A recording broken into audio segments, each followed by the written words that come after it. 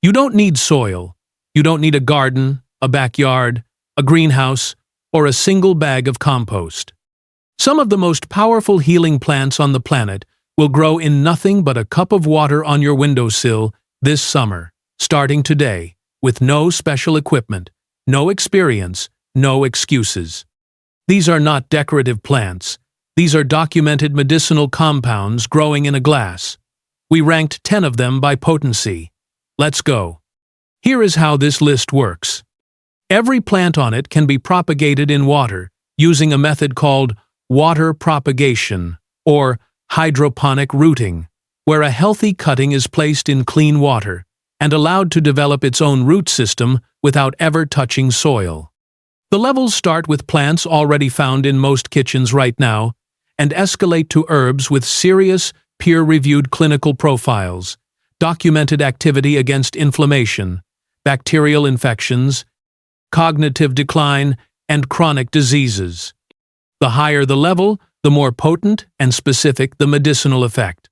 But here is the rule that applies to every single entry on this list.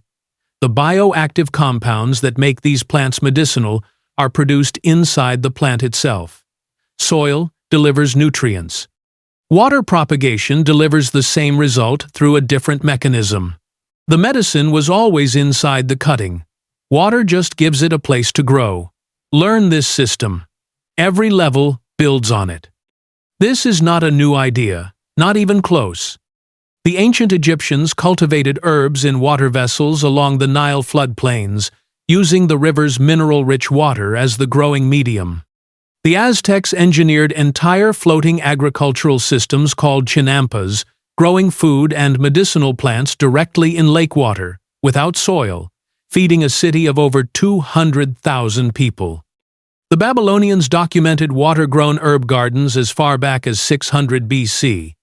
NASA formally studied water propagation in the 1990s as a viable food and medicine system for long-duration space missions, where carrying soil is impossible. Their findings confirmed that plants grown hydroponically produce the same, and in some cases, higher concentrations of bioactive compounds as soil-grown equivalents. The World Health Organization currently recognizes over 21,000 plant species with documented medicinal use globally. Approximately 80% of the world's population still relies on plant-based medicine as its primary healthcare. Ancient civilizations across 5 continents independently discovered these same plants without laboratories, without peer review, without sharing notes. Modern pharmacology has now confirmed the chemistry behind nearly every one. Before we go level by level, here is the single principle that explains everything that follows. Healing plants work because of bioactive compounds, such as alkaloids, flavonoids, terpenes, and polyphenols. These are real chemical molecules that bind to specific receptors inside your body, modulate inflammation, activate immune pathways, inhibit bacterial growth, or alter neurochemistry directly. They are not symbolic. They are not a placebo. They are chemistry, the same chemistry that pharmaceutical companies isolate, synthesize, and patent into drugs. Water propagation works like this. Take a healthy cutting just below a leaf node. Remove any leaves that would sit under water. Place the stem in clean water. Position it in indirect sunlight, and change the water every 2 to 3 days to prevent bacterial overgrowth. Roots emerge within days to weeks, depending on the species. Once rooted, the plant can be transferred to soil or left in water indefinitely, with a diluted liquid fertilizer. The bioactive compounds are being produced the entire time. This is not folk medicine. This is chemistry you can grow on a windowsill. Once you understand that, the levels stop being a ranking and start being a map. Level 1. Mint. Take any store-bought mint, stem spearmint, or peppermint, strip the lower leaves, and drop it in a glass of water. Roots appear in 7 to 10 days. Mint contains menthol and menthone, compounds with documented clinical activity in peer-reviewed trials. A meta-analysis published in the Journal of Clinical Gastroenterology confirmed that peppermint oil significantly reduces abdominal pain in irritable bowel syndrome. Separate controlled studies have confirmed its efficacy against tension-type headaches when applied topically. Menthol also activates cold-sensitive receptors in the skin and mucous membranes, which is why it functions as a genuine decongestant. This is the easiest plant on the list and one of the most studied. You have probably had it in your tea without knowing what it was actually doing. Level 2. Basil. Cut a 10 cm stem just below a leaf node, place it in water, and roots will emerge within 2 weeks. Basil contains linalool, eugenol, and rosmarinic acid compounds with confirmed anti-inflammatory, antibacterial, and antioxidant properties across multiple peer-reviewed studies. Eugenol, in particular, has been studied for its COX-2 inhibiting activity, the same anti-inflammatory pathway targeted by ibuprofen.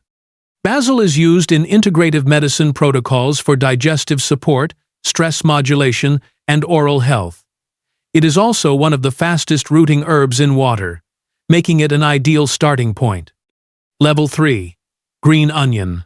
Place the white root, and the part most people discard in a shallow cup of water.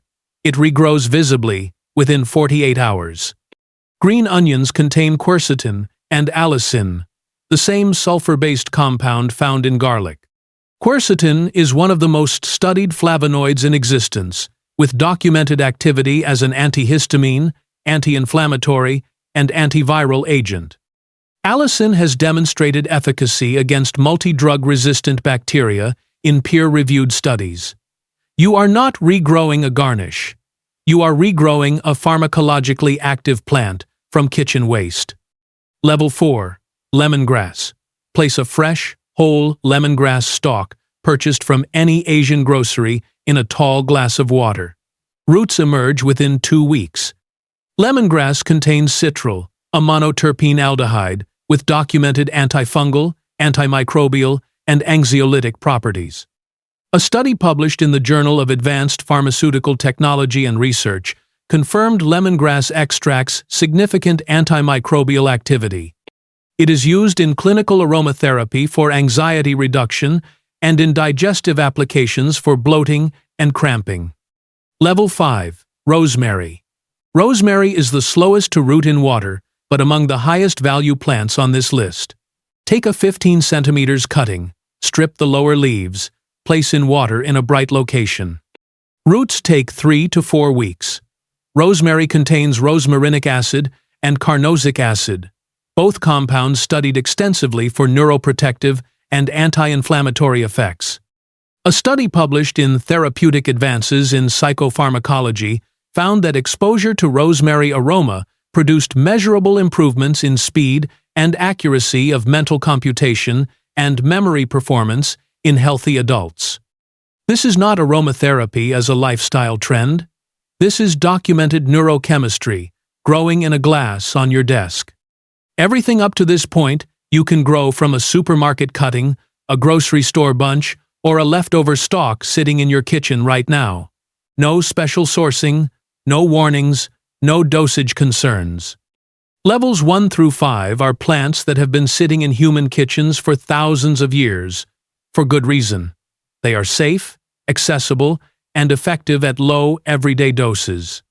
But starting here, the list changes. From level 6 onward, these are not kitchen herbs.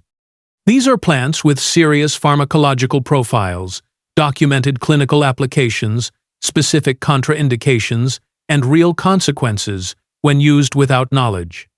The line between medicine and harm at these levels is dosage, context, and understanding. Without all three, even a plant that heals can cause damage. This is not a disclaimer. This is chemistry. This is the gate. What follows is a different category entirely. Level 6. Aloe vera. Aloe vera propagates in water by separating an offset of a small pup growing at the base of the main plant and suspending it in water until roots develop.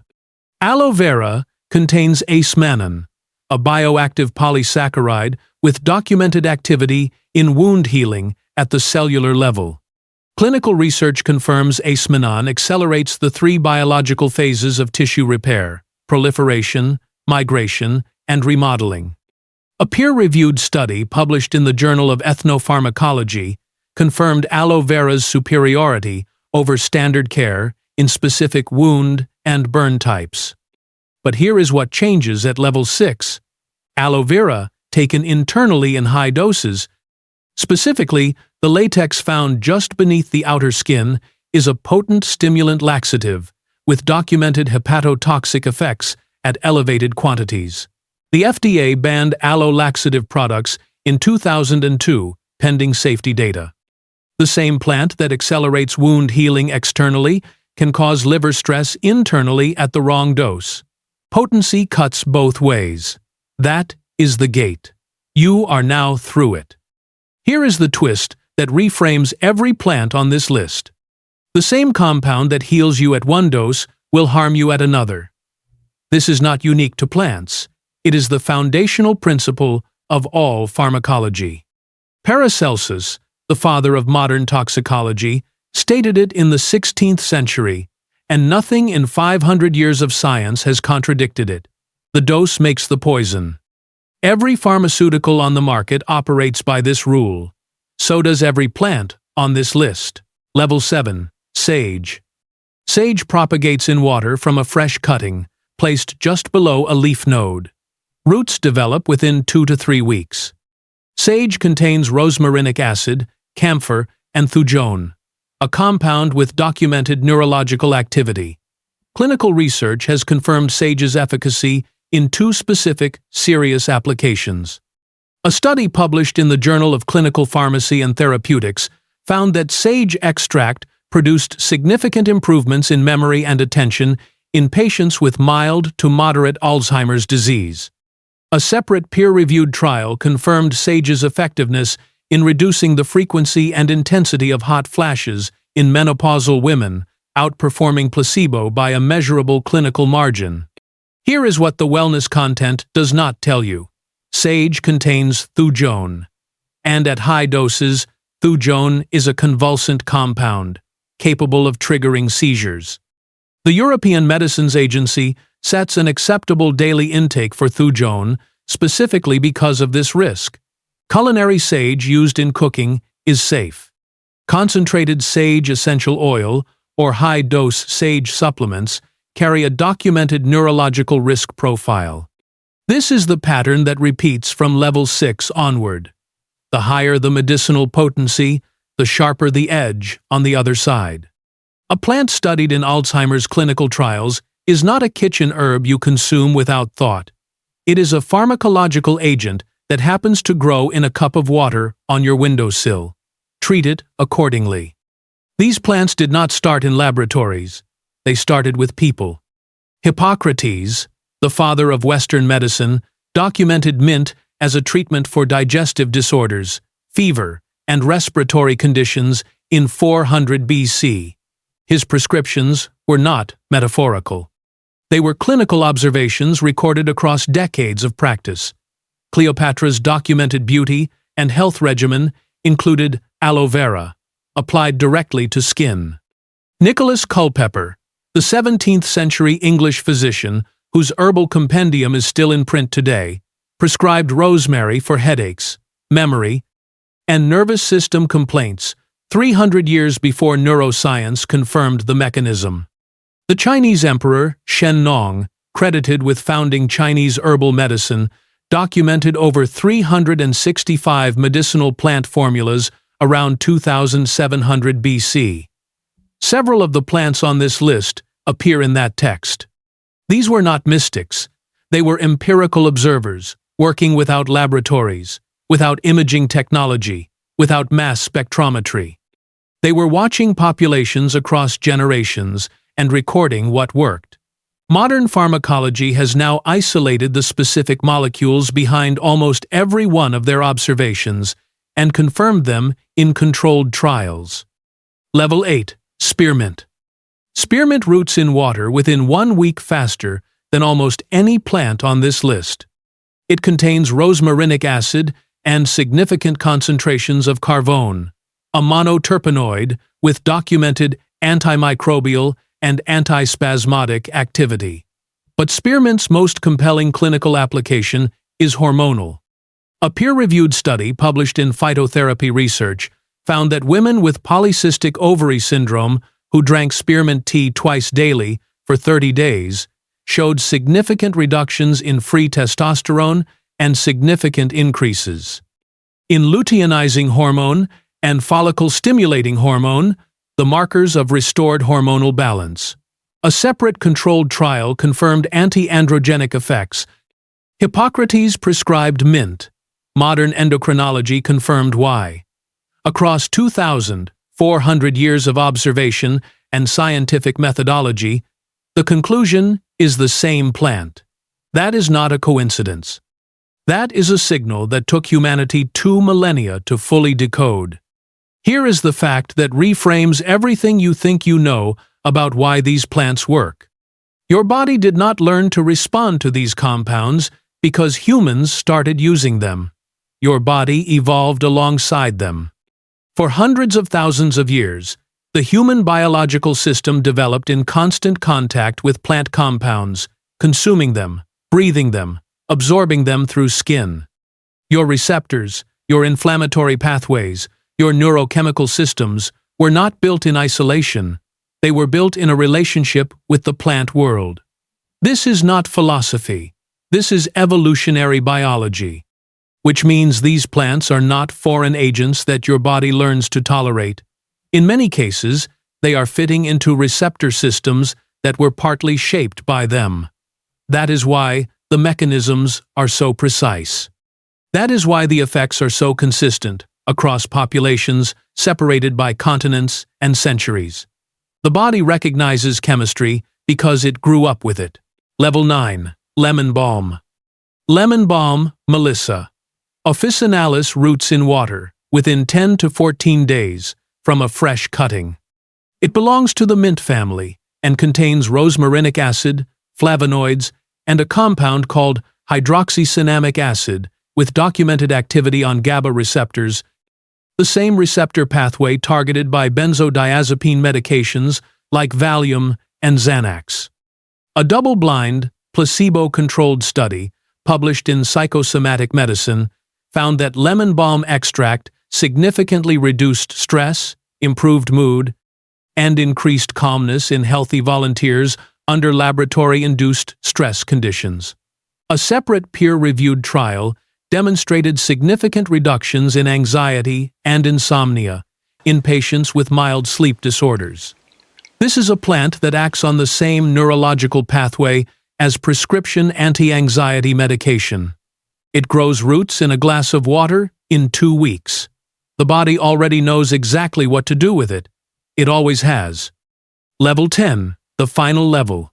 The one that has been growing in human civilizations for over 5,000 years and is now being studied in clinical trials for some of the most treatment-resistant conditions in modern medicine. Ashwagandha. Withania somnifera. Place a healthy cutting in water with bright indirect light and it roots within 3 to 4 weeks. It looks unremarkable. A small woody stem, gray-green leaves, no dramatic appearance. What is happening inside the chemistry is anything but unremarkable. Ashwagandha contains a class of compounds called withanolides, steroidal lactones, found almost nowhere else in the plant kingdom. These compounds act directly on the hypothalamic pituitary adrenal axis, the HPA axis, the master control system that regulates your cortisol production, your stress response, your immune function, your sleep architecture, and your reproductive hormones. Ashwagandha does not sedate this system. It does not stimulate it. It normalizes it. The pharmacological term is adaptogen, a compound that modulates physiological stress response bidirectionally, bringing dysregulated systems back toward baseline. The clinical evidence is substantial and growing. A double-blind, randomized, placebo-controlled trial published in the Indian Journal of Psychological Medicine found that ashwagandha root extract produced significant reductions in serum cortisol, perceived stress scores, and all stress-related subscales in chronically stressed adults. A separate study published in the Journal of the International Society of Sports Nutrition found significant improvements in muscle recovery, testosterone levels, and strength in resistance-trained men. Clinical research from the Journal of Dietary Supplements confirmed measurable improvements in memory, executive function, and processing speed in healthy adults after 8 weeks of supplementation. The traditional Ayurvedic system has prescribed ashwagandha for cognitive performance, vitality, and longevity for over 3,000 years. Modern clinical trials are now confirming the mechanism compound by compound. This is the final level because it does not target one system. It targets the system that regulates all the others. Not one pathway, not one receptor. The master axis. A plant that rewires your stress biology, rebuilds your cognitive baseline, and restores hormonal function growing roots in a cup of water on your windowsill this summer. Level 10 is where a windowsill plant becomes a clinical intervention. Every plant on this list is real, the research is real, and you can start growing all 10 of them this week with nothing but cuttings and water. Drop a comment with the plant you're starting with. I read every one. If this changed how you think about what a garden can actually do, share it with someone who's still paying for what they could be growing. Subscribe. There's more to come.